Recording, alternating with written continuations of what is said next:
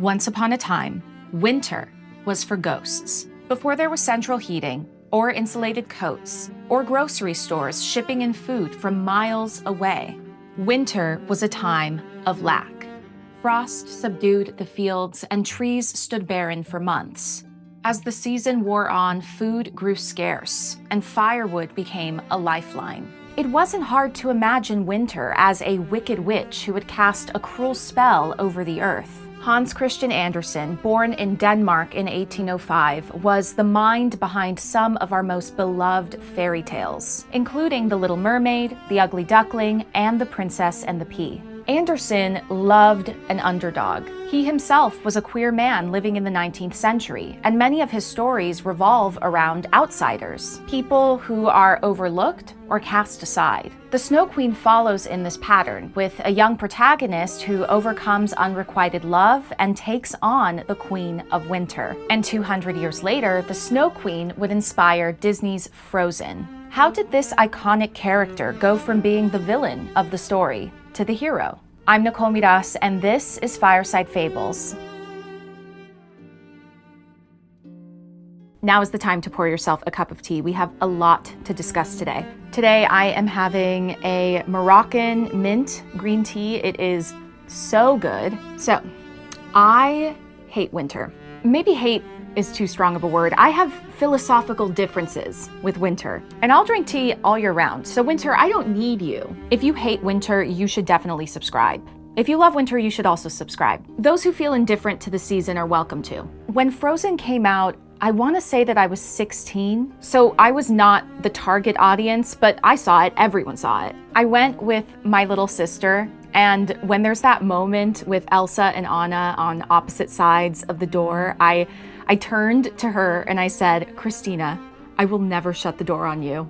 And she looked at me like, and I will say it is a fun movie to see if you're a woman with a sister, but what's interesting is that Elsa wasn't always intended to be the protagonist. The film's original script was more closely based on Andersen's fairy tale. Elsa and Anna weren't sisters, and the Snow Queen was intended to be the evil queen of the original story. However, the writers weren't thrilled with this idea because the evil queen trope had been kind of played out in Disney's canon. It was after writing the song Let It Go, undeniably a hero's song, that the writers chose to transform the character. Ironically, by turning Elsa into the misunderstood underdog, she became the perfect Andersonian protagonist. Andersen published The Snow Queen quite fittingly on the winter solstice of 1844. The original story follows a brave young girl named Gerda, who goes on a mission to rescue her friend Kai. Kai has fallen under an evil spell cast by the devil, which distorts a victim's view of other people, such that the enchanted person cannot see the good in others and only fixates on the bad. The only beauty Kai recognizes is the perfection of snowflakes. That winter, while sledding through town, Kai encounters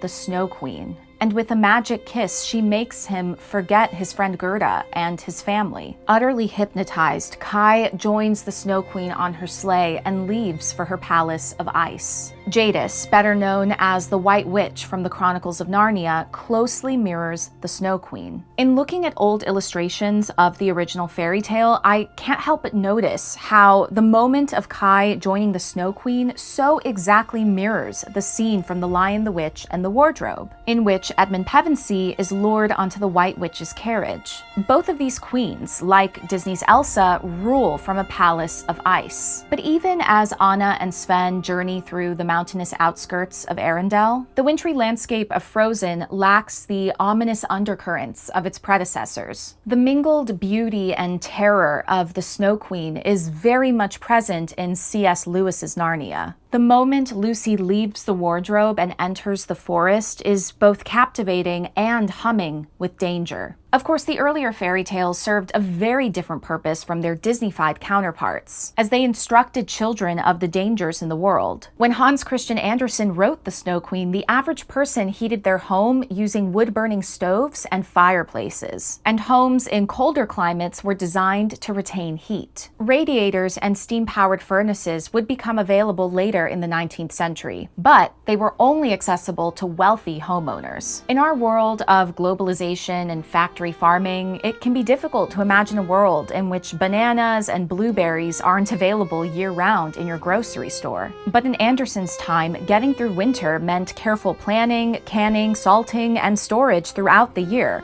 to ensure that the harvest's bounty could stretch into the leaner months. Extreme climate events, such as the infamous Year Without a Summer of 1816, resulted in famines throughout the world. Surviving winter in those circumstances was no small feat. Winter, though beautiful, was a time of death. The death of the natural world, and for those who were unfortunate and ill-prepared, the death of people, too. Gerda's long journey to the Snow Queen's palace holds a different resonance when evaluated in that context, as does the Snow Queen's casual cruelty. Mother Nature doesn't care if we survive the winter, and neither does the White Witch as she curses the land of Narnia to eternal snow. The Snow Queen, like many classic fairy tales, is a story of good versus evil, with winter squarely on the side of evil. The Narnia books, which employ a Christian allegorical lens, similarly follow that good versus evil narrative arc. Less commented on is the particular brutality of winter during World War II. The Lion, the Witch, and the Wardrobe was published in 1950, and the preceding years of war left a considerable impact on C.S. Lewis, as did his own years of military service in World War I. The winter of 1939 to 1940 was the coldest that Europe had experienced in 45 years. As A.J. Drummond of Britain's Royal Meteorological Society commented at the time,